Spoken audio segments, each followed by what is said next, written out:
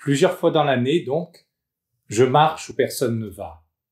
Mes tours de ville à pied empruntent ces voies de circulation qui courent à la périphérie des villes, artères affairées des parcs d'activités, aussi bien que routes de service, longeant la clôture d'un terrain militaire ou d'une piste d'aéroport.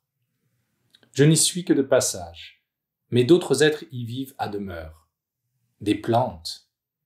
Qui sont-elles, ces créatures remarquables et néanmoins communes, indifférentes aux humains qui ne leur accordent aucun regard? Ce sont des palmiers rabougris sur la pelouse en pente d'un parc de stationnement. Ce sont des genêts d'Espagne, en colonies jaunes d'or sur les berges plastifiées d'un bassin de rétention.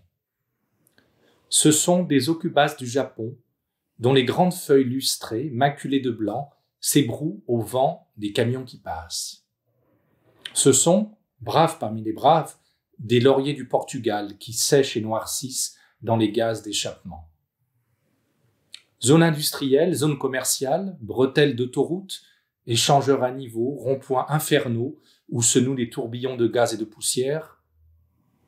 Tel est le cadre de vie de ces plantes mal aimées, le rebut du règne végétal.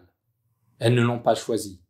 C'est le hasard qui le leur a assigné. Cet environnement hostile à l'homme, du moins à l'homme à pied, n'est pas tendre non plus avec les arbustes. Ils y affrontent la compacité du sol, le sel des opérations de déneigement, l'huile sale et le cambouis, le souffle délétère des moteurs. Ils doivent composer avec les détritus que charrient les autos et ceux que jettent les conducteurs par la fenêtre ouverte. Certains végétaux, parmi les plus malmenés, sont de vrais martyrs de la civilisation humaine.